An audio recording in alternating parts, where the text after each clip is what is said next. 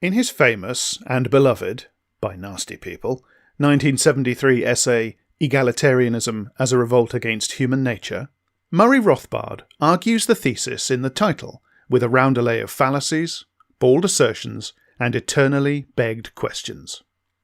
His most fundamental manoeuvre is to wrongly conflate inequality and difference, claim that equality thus necessarily entails uniformity, and then point to the lack of uniformity in people as proof that equality is impossible and undesirable. He strawmans egalitarians as claiming that humans are all the same, and wishing to forcibly impose uniformity on humanity in the name of equality. As it happens, these two propositions are actually contradictory. Do egalitarians think humans are all the same, or do they want to make them all the same? In the course of the essay, Rothbard claims that, quote, egalitarians begin with the a priori axiom that all people, and hence all groups of peoples, are uniform and equal, unquote, which showcases the sneaky move openly. He can use difference as proof that equality is impossible, because he has already conflated difference with inequality. Difference cannot be eradicated, so neither can inequality. The attempt to minimize difference is usually horrible, ergo so is the attempt to minimize inequality. Difference and inequality thus become equally inevitable and desirable. Their very existence becomes proof that they must and should exist, because reasoning eternal generalities from historically specific particulars isn't fallacious at all. But it all rests on the initial unwarranted conflation.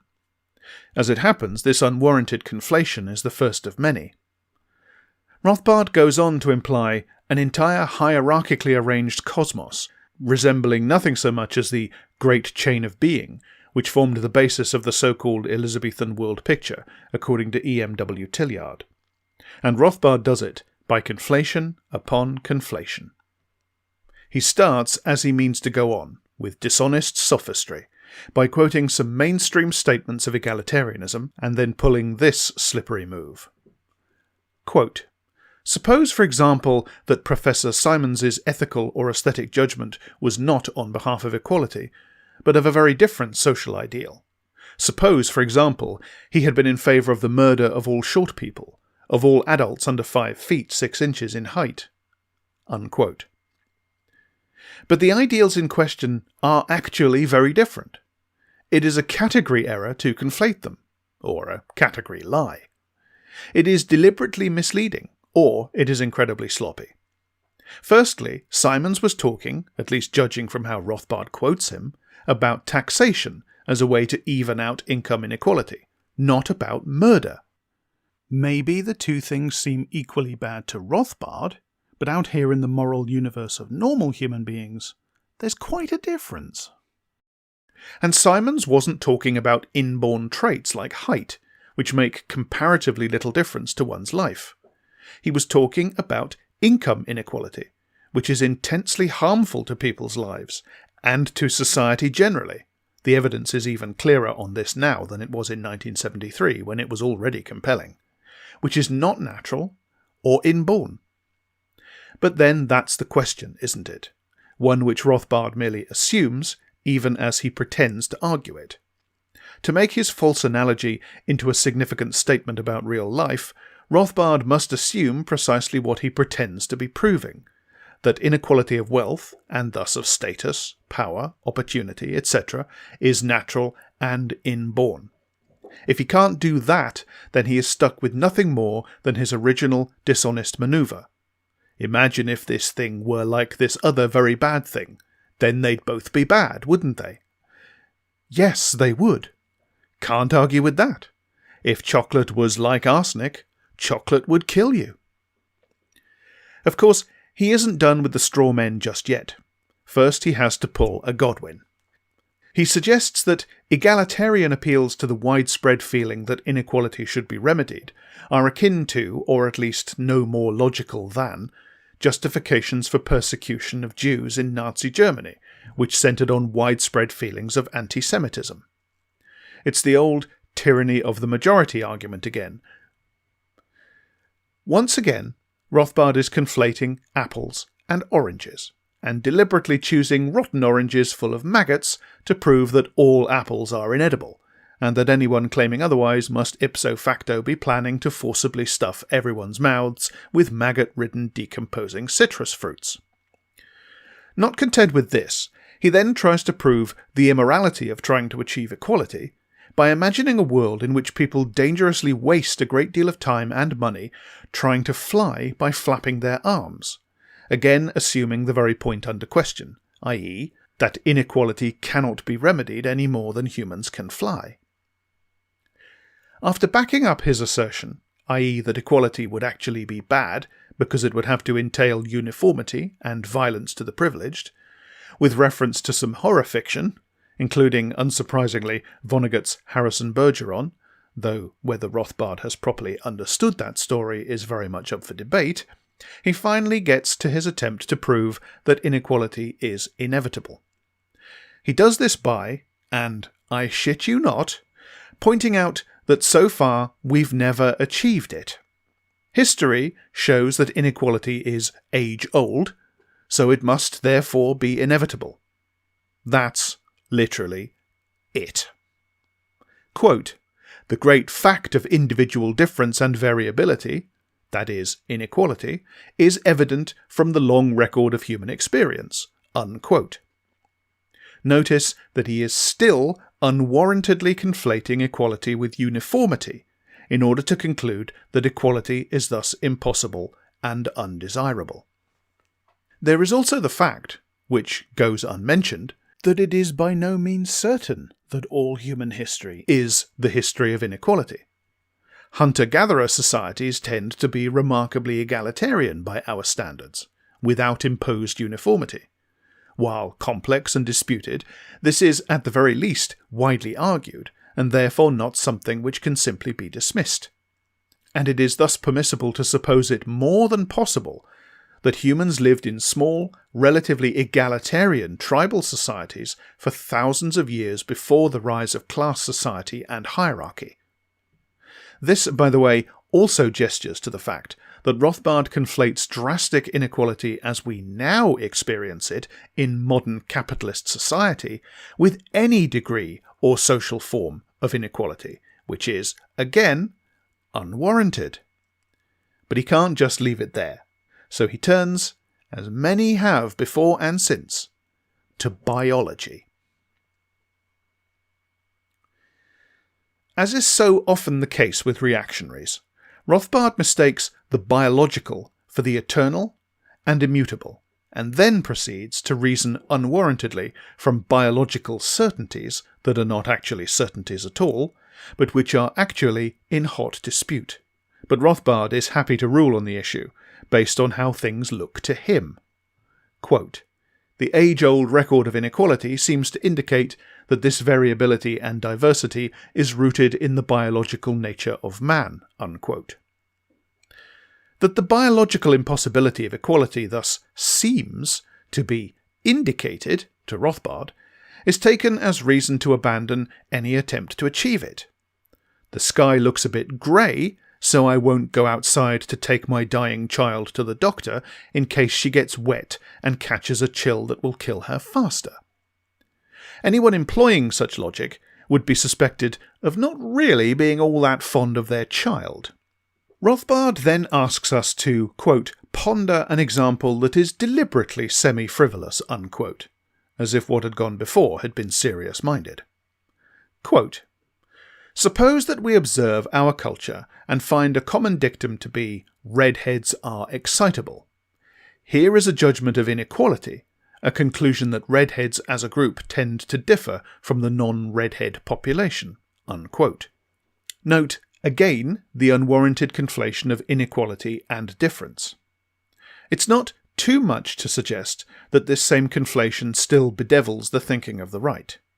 How many times have you heard some alt-righter or alt-lighter moan about the supposed double standards of SJWs who want equality but also emphasise different identities? The confusion wasn't invented by Rothbard, but he almost certainly played his role in transmitting it to today's reactionaries.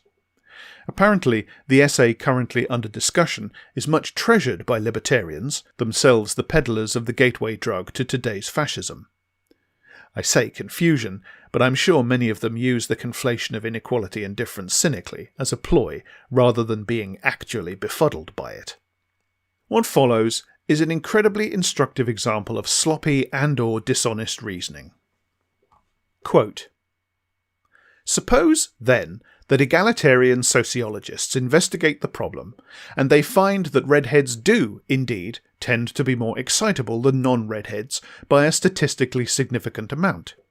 Instead of admitting the possibility of some sort of biological difference, the egalitarian will quickly add that the culture is responsible for the phenomenon.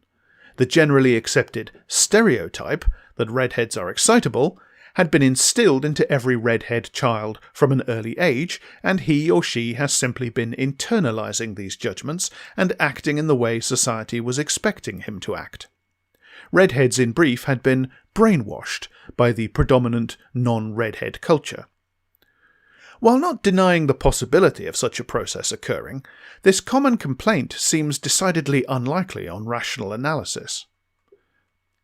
For the egalitarian culture bugaboo implicitly assumes that the culture arrives and accumulates haphazardly, with no reference to social facts. The idea that redheads are excitable did not originate out of the thin air or as a divine commandment. How then did the idea come into being and gain general currency? One favourite egalitarian device is to attribute all such group-identifying statements to obscure psychological drives. The public had a psychological need to accuse some social group of excitability, and redheads were fastened on as scapegoats. But why were redheads singled out? Why not blondes or brunettes? The horrible suspicion begins to loom that perhaps redheads were singled out because they were, and are, indeed more excitable, and that, therefore, society's stereotype is simply a general insight into the facts of reality." Unquote. It's hard to know where to start. Firstly, notice the get-out clauses he carefully leaves himself. He says he doesn't deny the possibility of such a process occurring, etc. So if called out, he can always backtrack tactically through the little escape hatch he left for himself.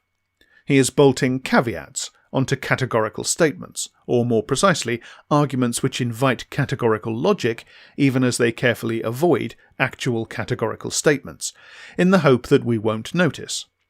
Jordan Peterson didn't invent that particular move, though he is now perhaps its most polished practitioner. Secondly, Rothbard's account of the explanation for how ideas about groups become socially constructed is a straw man. For instance, he crudely conflates socialization with brainwashing in order to make a sophisticated argument sound silly. Again, a tactic familiar to anyone who has listened to today's anti-feminists sneer at what they take, sans research, to be meant by terms like rape culture and toxic masculinity. And as is customary with reactionaries, he is projecting his own crude failings onto those he criticises. It is actually Rothbard who thinks people have been somehow brainwashed into believing nonsense ideas, as this essay clearly shows. And while there may be some people who point to vague psychological impulses as lying behind the social stigmatization and oppression of minorities, there are far better material and social explanations out there.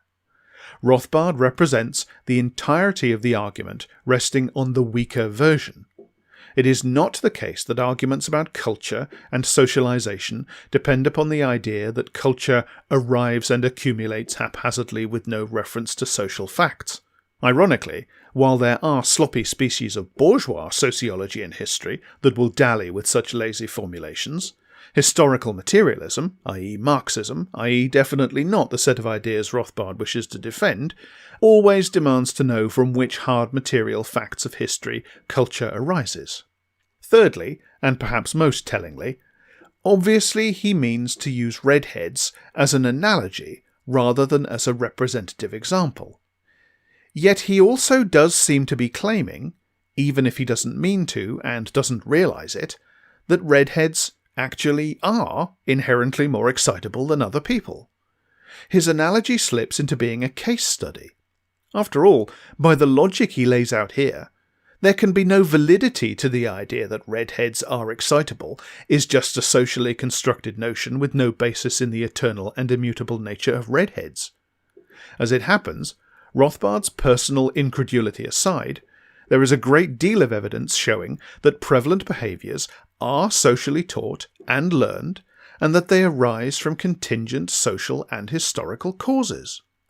Of course, he carefully avoids claiming that sociologists would find empirical support for the greater excitability of redheads should they go looking, but by his logic, how could he explain the reputation redheads have of being excitable without reference to an empirically observable innate tendency towards excitability? By his logic, the existence of the reputation entails its own truth. It's a metaphor that traps itself into becoming literal, or disproving the point it aims to illustrate. And there's no way he can avoid the logical consequence of his reasoning, much as he issues sneaky disclaimers, which is that reputations must be based in truth, else whence come they? Is he also claiming that some reputations arrive and accumulate haphazardly with no reference to social or biological facts? Handy. From here, we end up firmly back in the universe of an old-fashioned comic performing for a bunch of whiskey-swilling, cigar-chomping businessmen. Irishmen are stupid. Wives nag. Mother-in-laws are ball-busters. Jews are greedy, etc., etc., etc. These things must be true, otherwise wither their reputations. And here we get to the real issue. Because, of course, if all this stuff about redheads is just a stand-in for something else, some actual connection between the physical traits of some groups and their behaviour that sociologists could link, or perhaps already have linked, then that leads us to wonder what, and who, Rothbard is actually talking about. 3. This is where things start getting seriously troubling, because any reader who approaches all this with any degree of interrogative skepticism soon becomes aware that Rothbard is talking in code. Yet again, a familiar technique. Notice that his argument rests upon the idea that sociologists will, or at least might, find that the subjects of stereotypes conform to those stereotypes. He doesn't claim that redheads are more excitable, but strongly suggests that the metaphorical excitability of redheads, i.e. the tendency of stereotyped groups to conform to stereotypes, is a real social phenomenon in need of explanation. Otherwise, what are we even talking about? Now, I'm sure this sort of thing has happened, because most things have at one time or another. I myself have met arrogant Germans, etc. But we have to bear in mind that, as I say, Rothbard is talking in code. Redheads here stands for something, someone else. After all, redheads are not horribly disadvantaged in today's world.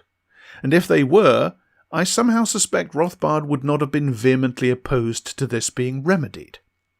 Rothbard later came to claim that white people were being oppressed by things like affirmative action and political correctness, as evidenced by his support for the agendas of people like David Duke, and Duke's desire to end the racial injustice perpetrated against white people. By the way, by Rothbard's own logic, how does one prove that this is unjustified, and not in fact an expression of some underlying biological necessity? I suppose he would point to it as a recent development, and thus a perversion of the natural order. But reactionaries in dominant groups have been claiming to be oppressed by those below them since forever. It seems at least possible to me that in his repeated reliance upon the idea that difference equals inequality, Rothbard is telling us more than he realizes about the motivations behind his own thinking. Rothbard keeps going with his metaphor about redheads. As he goes along, the kinds of people he's actually talking about becomes clearer. Quote, Statistical proof of the oppression of redheads would proceed in a manner all too familiar in American political life. It might be shown, for example, that the median redhead income is lower than non-redhead income, and further that the proportion of redhead business executives, university professors, or congressmen is below their quotal representation in the population, unquote. In his amusing metaphor, Rothbard imagines a world in which redheads are systematically impoverished relative to the rest of the population, excluded from opportunities, from positions of power and authority and status, from influential careers, from government, etc. By redheads, he clearly means to refer to those who occupy a similar place in our actual world. By jocularly imagining such complaints about the predicament of redheads in his alternate fantasy world, he implies the silliness of complaining about the actual predicament of people of colour and women in the real world. He forgets, of course, that you cannot draw conclusions about reality from how things pan out in jokey metaphors, especially when those metaphors seem calculatedly designed to not resemble the reality they supposedly connote. For a start, redheads were never subjected to slavery and then Jim Crow for hundreds of years. This doesn't stop Rothbard doing the exact same thing again. 4. Using controversies over the disproportionately male, white, and older makeup of the delegates to the 1972 Democratic Convention, raised by McGovern supporters, as an example, he engages in some sophistry about underrepresentation of small children, equating the systematic exclusion of women and minorities from positions of influence and responsibility with the exclusion of 5-year-olds. He apparently doesn't realise that this is not only a false equivalence, but one which perfectly illustrates the kind of contempt underwriting such systematic underrepresentation. His 5-year-old's analogy is, he claims, a reductio ad absurdum. It's not.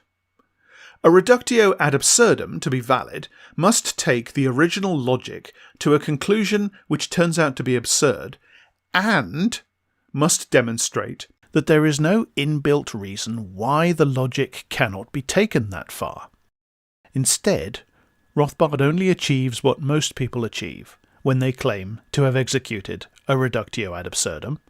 He takes the logic he wishes to reject further than it is designed to go, thus achieving a result which does not actually follow from it, but which he is then able to disingenuously use as a straw man. 5-year-olds were underrepresented as a proportion of the population among the delegates at the 1972 Democratic Convention because they were members of a group of people who, by definition, cannot be delegates at Democratic Party conventions by reasons of being incapable of that job. Am I really explaining this? They were underrepresented for the same reason that incarcerated people, or dead people, or Republicans were underrepresented. Rothbard is tacitly asking us to draw a comparison between 5-year-olds and those other groups underrepresented, because he tacitly assumes that those other underrepresented groups, women, people of colour, are just as incapable of being convention delegates as 5-year-olds. While pretending to be reducing egalitarian arguments about representation to absurdity, he is actually demonstrating precisely why they are so necessary. There are people in this world who think that women and people of colour either cannot represent themselves or have no business asking to be represented. By the way, why should proportionate representation be required to materialise spontaneously? How do we know that it would and should materialise spontaneously, even as a result of biological equality? Rothbard never explains how this is supposed to work, nor does he ever provide an argument for why non-biological factors cannot possibly intervene to distort the process. It is simply that anything other than spontaneous order would be the kind of social engineering which Rothbard and people like him find so sinister, for non-mysterious reasons, they themselves being the current beneficiaries of the allegedly spontaneous order, and which they must try to discredit using arguments based on false equivalence, conflation, ignoring evidence of social oppression, and begging the question. He finally just comes right out and says it, at least with regards women, and runs through the same manoeuvres. He strawmans the feminist argument, saying that feminists, he calls them the widening forces of women's liberation, claim that women are less politically active and hence less represented because they've been brainwashed. Thus is a sophisticated critique of socialization and ideology ignored and written off by being reduced to sounding like something from the Manchurian Candidate. He then reminds us that, quote, every culture and civilization in history, from the simplest to the most complex, has been dominated by males, unquote. Again, he is deducing eternal necessities from past contingencies. Let's pass over the issue of whether or not this is even true, because as we've seen, there are at least grounds to doubt that the entire history of human society has involved male supremacy. Does anyone deny that civilized human history has been dominated by males? Why does Rothbard think that simply pointing out that this has a long history, A, justifies it, and or B, means that it is inevitable? Also, he ignores the Marxist argument, well supported by anthropological and archaeological evidence, that the history of civilization is the history of class society, arising from a ruling class's control of surplus created by agriculture, and that class society generates male supremacy for complex reasons. Looked at properly, I'd argue, the link between the arrival of agriculture and the arrival of class, and then the arrival of male domination, actually helps prove the socially constructed nature of both class and gender hierarchy. Rothbard soars above even gesturing to this argument, despite taking aim at the Marxists lower down the essay. At most, he makes a mocking gesture towards arguments egalitarians make about other societies. Rothbard, viewing reality in static snapshots as reactionaries always do, again reasons from the fact of something to both its morality and its inevitability. This, by the way, is the same false logic that biological determinists always use. For instance, people are naturally greedy, competitive, xenophobic, whatever. How do we know? Here are examples of people being greedy, competitive, xenophobic, whatever. The evidence for the inevitability of something is found in the existence of something. The innateness of the behaviour is proved by the existence of the behaviour, and from innateness and inevitability they always move smoothly, unaware or even uncaring that they are engaged in a category error, to declarations of moral justifiability. The fact that something is evidence that it must be, and this is further evidence that it is good. This is clearly an ideological manoeuvre, quite aside from the illogic and the ignoring of counter-evidence. But the past is littered with examples of people declaring this or that thing to be impossible because it has not yet been done, and their successors never learn, even as they laugh at people who made the mistake before them. And such arguments usually come from people trying to justify injustice. Black people were meant to be slaves. How do we know? Because lots of them are, and there are no black senators, ergo it's morally permissible to use black people as farm machinery, sell their kids, and whip them if they try to escape. To be clear, I'm not saying Rothbard says this, though his neo-Confederate sympathies are documented, just that his reasoning is very recognisable from just these kinds of sophistic apologetics for horror. Techniques like these will also be drearily familiar to anyone who has wasted any time listening to the moronic ideologues of contemporary popular anti-feminism. This isn't because Sargon of Akkad has read Rothbard, as far as I can tell he hasn't read anything, but because Rothbard was lazily ploughing the same obvious and dishonest furrow long ago, and he himself isn't being especially original. Rothbard is brave enough to just come out and say it. Quote, "If indeed men have succeeded in dominating every culture, then this in itself is a demonstration of male superiority. For if all genders are equal, how is it that male domination emerged in every case? Unquote. I guess this counts as an argument if you simply discount any and all attempts to situate male domination of human societies in any kind of actual historical analysis. Having done precisely that, Rothbard goes straight to the biological determinist argument. Amusingly, he cites Irving Howe's condescending and mean-spirited attack on Kate Millett. Howe, of the Democratic Socialists of America, was angry about Millett's use of Marxist ideas, amongst others, to help found second-wave feminism. While Howe makes a few points about the radical feminists' attitude to class, these aren't what Rothbard cites. Rothbard approvingly quotes Howe's irrelevant observations about biological differences. He goes on to cite other biological determinist ideas about innate male-female differences. Male are naturally more aggressive, etc. For a demolition of the ongoing gender essentialist discourse around this topic, I refer you to Cordelia Fine's excellent book, Delusions of Gender. As well as debunking the idea that we know that boys are naturally drawn to toy guns and girls to toy dolls, hint, gender socialization is both more powerful and harder to eliminate than anyone thinks, Fine cites numerous examples of the kinds of opinions Rothbard relies upon. Generations of scientists have theorized about exactly how and why the obviously inevitable inferiority of women works. My favourite is the theorist who speculated that women might lack brain power because the energy that would otherwise go to their brains is directed south to make the ovaries work. Fine wonders if he thought testicles were solar-powered.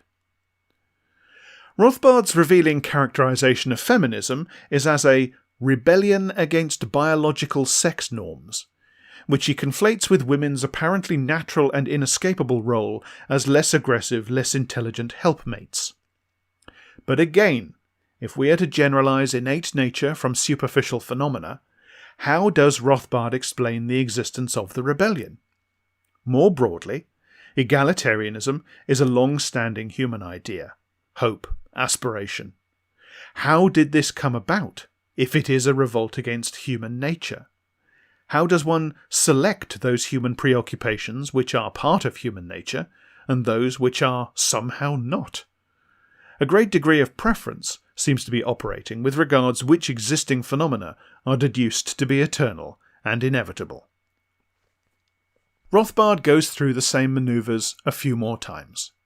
He tells us that biology stands like a rock in the face of egalitarian fantasies, but this is just a fancy way of, again, conflating difference with issues of equality and inequality. To equate difference and inequality is to simply assume a vast mountain of socially constructed ideological ideas about hierarchies of worth in aptitudes, tastes, etc. He also seems to take it for granted that a natural or biological trait is always an iron law rather than a predisposition, and that all natural and biological traits are impossible to subsume. But a great many natural and biological limitations have been subsumed. We might not be able to fly by flapping our arms, but we can now fly. Why shouldn't material inequalities be subsumed if they can be? Why does the supposed naturalness of an inequality necessarily entail that it must be wrong to overcome it? The assumed hierarchy of worth mentioned above is taken as a reason why some should be denied, for instance, the opportunity to take advantage of our modern ability to fly. And the supposed inherent violence and uniformity of equality is relied upon to answer this. But again, this is simply assumed. If we assume Rothbard is right about the hierarchy of worth built into difference, he offers no rationale as to why a society shouldn't offer all it has to offer, even to those who do not deserve it. His tacit worldview of desert is as chilly and swingeing as the welfarism that libertarians profess to hate so much. Rothbard anticipates his own rapturous embrace of the bell curve, later comprehensively debunked but sadly still championed, by praising the work of Herrnstein, later one of its co-authors. He informs us, As if this tells us anything meaningful about the complex interactions of people and ideas and institutions in society. That, quote, individuals differ from each other even in the minutest details of anatomy and body chemistry and physics, unquote. As if the mere fact of variation is enough to prove the inevitability of oppression. But then the whole point is that, according to him, oppression doesn't exist. There is only difference. This is the whole point of falsely equating difference with inequality, to associate it rhetorically with something innate and inevitable. If inequality is the same thing as difference, then obviously inequality is both inevitable and not a moral issue, i.e. not oppression. One is not morally responsible for that which one has no choice but to do. This is the entire thesis of Rothbard's essay, no matter that he repeats it several times in different forms, and it relies upon rampant false equivalences and begs questions all over the place. 5. Rothbard's essay really is a relic, but sadly it is not one safely lodged in a museum, but is still proudly carried aloft, at least in spirit, much like the bell curve itself. The biological determinist arguments, restatements as they are of the difference inequality conflation, are still used, in more or less exactly the same language, let alone form, all across the reactionary fuckwitosphere. You'll have heard racists blithering about HBD, or human biodiversity, as a way to both excuse and mask their sexism and racism. This is all Rothbard is doing here. Yet again, he is revealed as one of the intellectual godfathers of today's gobby reactionaries, and increasingly this kind of thinking is being re-mainstreamed. It is being lifted back out of the gutter whenever Jordan Peterson witters about lobsters, or Sam Harris tells Ezra Klein that American history is irrelevant to a discussion of racial inequality. Because we should be in no doubt that for Rothbard, redheads is code for women and black people. None of this is to say that biology has no impact on social life. There are, of course, ways in which the differing biologies of, say, cis men and cis women do have an impact on their social opportunities. Take pregnancy, an issue Rothbard raises via someone else's quote. Please take it as read that I'm talking about cis men and women in the following section.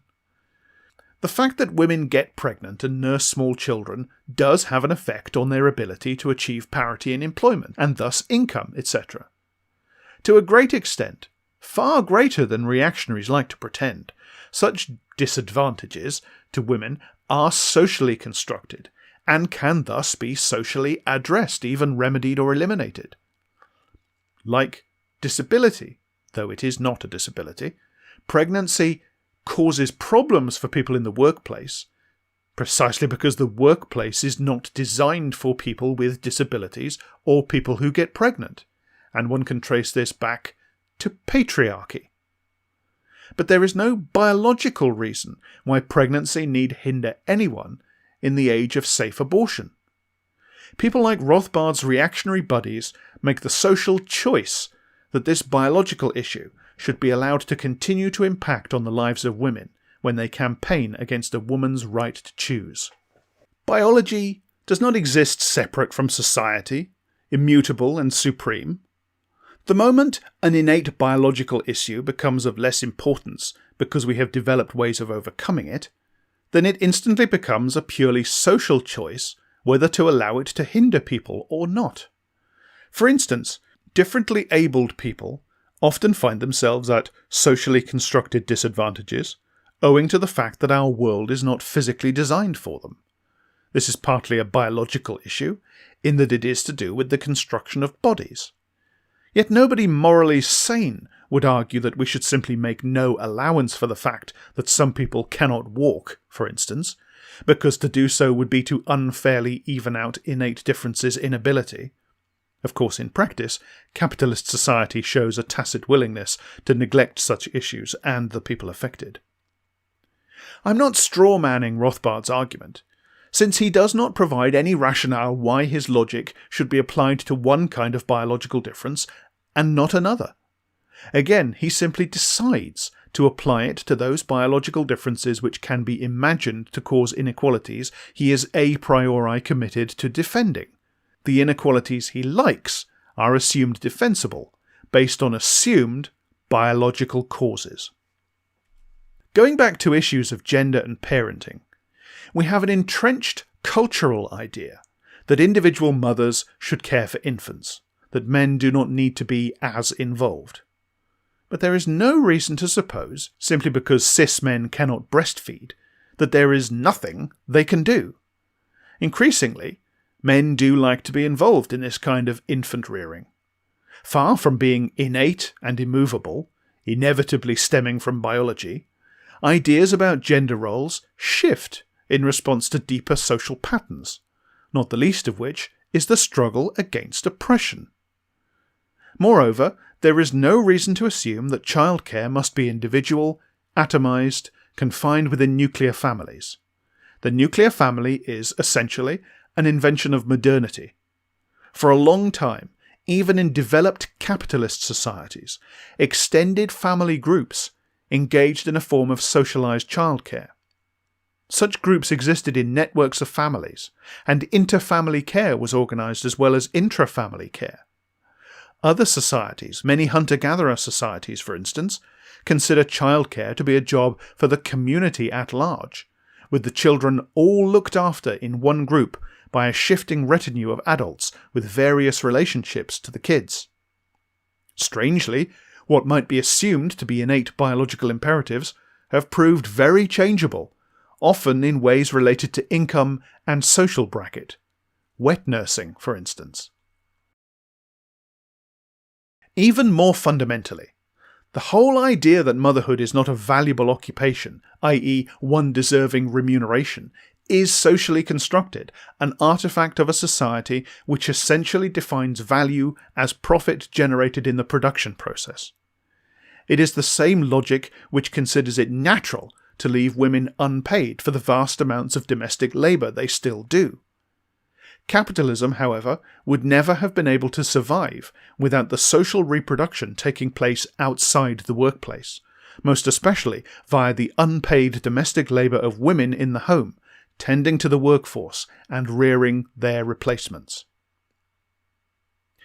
In revolutionary Russia, grand plans for the socialisation of childcare began to be drawn up and realised. Freeing women from the bondage which kept them at home looking after their kids and husbands was a major goal of the revolution. And, as with so many of the great intentions of the revolution, the failure of those plans was far more to do with wider forces, i.e. the catastrophic civil war which ensued when the revolution was attacked by Western capitalist armies and the proto-fascist counter-revolutionaries they sponsored and armed, than with any supposedly innate failure of the ideas. Reactionaries always like to abstract away history. They like to unwarrantedly substitute vague, essentialist generalizations which reify existing socially and historically contingent realities into eternal categories. They did this with the failures of the revolution as much as they do with gender roles. It's the same logic Rothbard and the countless others he is regurgitating and who now regurgitate him uses to argue that currently pertaining differences in the social positions of the sexes, or genders, are evidence of some eternal inequality. Indeed, Rothbard joins up the two versions of the same approach by linking his attack on women's liberation to his wider metaphysical assault on egalitarianism as a revolt against human nature. By the way, none of what I've said here about hunter-gatherers should be taken as implying that they are always elevated and moral because they're more in touch with nature or any of that patronising nonsense. Nor should it be taken as me arguing that people are naturally good and egalitarian. I don't think that. I think people are incredibly variable and malleable, and that people adapt to their material circumstances. Human society is plastic, and both grows out of and moulds itself to fit the environment in which it develops. The historical materialist case is that humans can and will adapt their societies to fit their material situations. It's remarkable how peaceful and egalitarian people will tend to be if their circumstances allow it, not because they're innately good, but because it's a good social strategy, all else being equal. This is the essence of why we believe socialism is possible. If the material constraints, external and internal, are removed, an egalitarian society will be by far the best one, the best strategy, and society will consequently settle in that direction. It should be clear that this is a more subtle, nuanced, evidence-based, historically aware viewpoint than the reductionist reactionary one, which simply surveys the world as it currently exists in one place and one time, and smugly concludes that not only are these things as they are good, but that this must be the only way they can ever be. I mean, I was under the impression that Voltaire had dispensed with that kind of childish nonsense quite some time ago. Even if genes do limit our capacities, that doesn't mean we live in the best possible world. Who is to say that we have already reached the biological limits of the possible? It is perfectly possible to imagine biological limits on what humans can do and be, which have nevertheless so far not been reached. To assume otherwise is to assume, without any warrant, that we have already cleared away all artificial barriers to our achievements, and what we see now is the fullest possible expression of our fullest possible nature. It is to assume that we already live in the freest possible society. It is once again to assume that which is under discussion. The reactionaries do precisely this, ignoring the mountains of evidence which indicate that most humans are artificially held back from achieving their fullest possible potential by huge numbers of social factors which might be removed or minimized. Indeed, that is really all the egalitarian project amounts to, the removal or minimizing of such barriers. People like Rothbard like to pretend that socialists believe in the perfectibility of man, so that they can then pose as hard-headed realists who champion our flawed natures against the utopian dreams of those who want to re-engineer our souls, etc. But the socialist project, properly understood, is not about the perfectibility of man, but rather the optimization of society, so that it may permit, as far as materially possible, the full and free expression of everyone's powers and capacities. That was, at any rate, what Marx thought.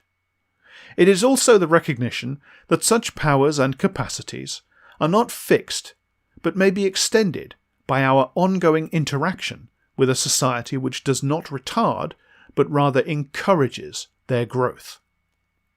Rothbard cannot claim to be unaware that this is the socialist vision.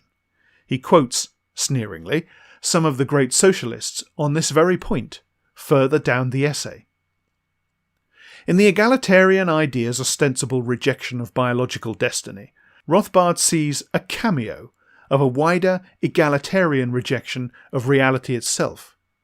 Again, he foreshadows the kind of rhetoric, most recently exemplified by Jordan Peterson, about left politics involving a denial of exterior reality. Peterson caricatures postmodernism, itself made into a catch-all that catches so much it becomes meaningless, as denying the existence of objective reality, and then conflates this with Marxism, which he then conflates with all leftism. He does this via a Just So story about leftists sneakily embracing identity politics as a cover after they find they can no longer get away with supporting communism. To the extent that this account resembles anything real that actually happened in any existing intellectual, scholarly and/or political movement, it is oversimplified into misleading nonsense, something revealed by Peterson's lack of citations. Peterson himself inherits this idea of leftism equals postmodernism equals relativism from a long line of conservatives like Roger Scruton. He also inherits it, it seems, from Rothbard. It is a core plank of the current trends in reaction, from YouTube anti-SJWs to the alt-right, from Jordan Peterson to Sam Harris. 6. In the concluding part of the essay, the section dealing with these issues, Rothbard strawmans Herbert Marcuse, who is in any case only one thinker in a varied tradition, and then pulls what he imagines to be his trump card, the final and decisive flourish in his endgame to prove that egalitarianism constitutes a rejection of reality. Charles Fourier. He cites, via Ludwig von Mises, Fourier's claims that communism would entail the seas turning to lemonade and lions becoming anti-lions, creatures which assist man instead of eating him. Now, this is true. Fourier said stuff like this. But there is a great deal more to Fourier than his wackiest ideas. The stuff about lemonade oceans comes from Fourier's weird and wonderful book of detailed utopian projections, The Theory of the Four Movements, written not long after the French Revolution. Fourier is imagining changes which might be made to the natural environment, quote, which among other benefits will change the taste of the sea and disperse or precipitate bituminous particles by spreading a boreal citric acid. In combination with salt, this liquid will give the sea a flavour of the kind of lemonade known as aigrecelle. Unquote. Even here, in this much-mocked passage, he's not talking about salt water spontaneously transmogrifying into literal lemonade. Let's be clear. His premises are wrong, groundless, and bizarre, and virtually no modern socialist says otherwise, even those who defend him. In a superb act of appropriate recuperation, André Breton claimed Fourier as a pioneer of revolutionary surrealism. But with Fourier, we are talking about early speculations of possibility, in an age when such speculations were exploding across intellectual culture. In some ways, Fourier's relationship with what we now call the Enlightenment was fraught and antagonistic, but this is paradoxically true of many of the great Enlightenment thinkers. Contrary to the myths put about by the new atheist and skeptic types who fetishize an Enlightenment they don't actually know anything about, this age was fueled as much by imagination and faith as it was by empiricism and rationality, though Fourier's motivations were firmly anti-church. We might want to pause to remember some of the things Newton believed. They don't mean calculus doesn't work. And it's not as if changes in human social structure can't radically change the environment. The spontaneous order of capital is currently melting the ice caps. As it happens, Fourier was one of the first to theorize the greenhouse effect.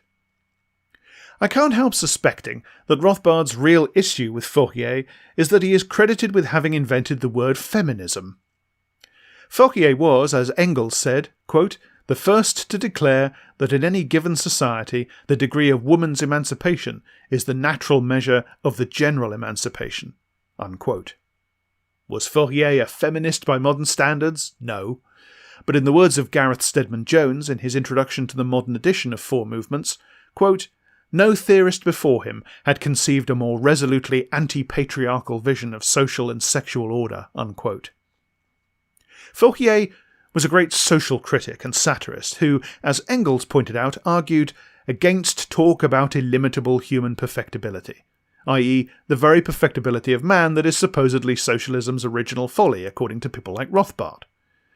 He was rather, and here we get at another reason for Rothbard to blacken his name, one of the first to start rationally imagining ways in which human communities might be designed to unshackle and maximize human potential, as in his phalanstères. His utopia is regulated and ordered, but in order to enable endless permutations of human will and desire. Many of his ideas, while primitive and undoubtedly flawed, are pioneering. Most crucially, for our purposes here, Fourier was writing in the late 18th and early 19th centuries, long before egalitarianism or science as we know them today were constituted in a recognizable form. He was one of the utopian socialists. They were very influential in their day, and were a vital stepping stone in the socialist tradition, but many of their ideas were either abandoned or superseded. This happened not least because they were subjected to warm but rigorous criticism by Karl Marx and Friedrich Engels, who insisted that socialism should be based firmly in the scientific worldview of facts, which is all Marx and Engels really meant by using the scary and much scorned term scientific socialism. Ignoring the gulf that separates the utopian socialists from Marxism, the latter being partly built atop a critique of the former, Rothbard goes ahead and conflates them. They are undoubtedly part of the same tradition, but it is a tradition which evolves by criticism. As mentioned, Rothbard quotes Engels, Lenin, etc. as to the idea that socialism will be a society in which all are unfettered from realizing their full potential. Rothbard mentions that some communists, Kautsky and Trotsky are the ones he names, have imagined socialism or communism, Marx used the terms interchangeably, as ushering forth a new kind of human, one of previously unimaginable accomplishments.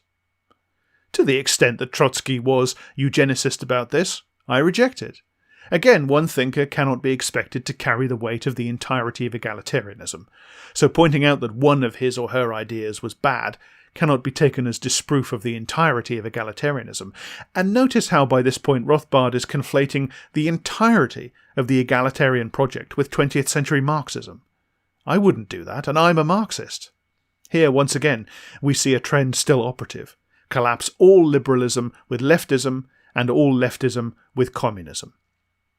But the basic idea that it might be possible to devise a society in which nobody is so constrained by the conditions of economic production and social organisation that they are hindered from pursuing their full potential, and that this might vastly expand human potential in the long run, is far from as self-evidently crazy as Rothbard obviously wants and expects us to think. We might not end up with lemonade-flavoured seas, but that doesn't mean we can't use the staggering advancements we've achieved, and the staggering wealth currently pooled in the hands of a minuscule, parasitic minority, to free the potential of all people. Again, Rothbard's argument rests upon personal incredulity and levels of unwarranted conflation which amount to rampant dishonesty, all in the service of his class interests and allegiances. In this essay, Rothbard's refutation of the socialist idea amounts to quoting Alexander Gray to the effect that human potentials are finite. But this was never in question, and is in any case irrelevant. The question isn't whether or not human potential is finite. The question is whether we have reached the limits already. Socialists argue, based on a great deal of evidence, that we have not. People like Rothbard simply assume that we have. They assume we can go no further, because where we currently are happens to be very comfortable for them.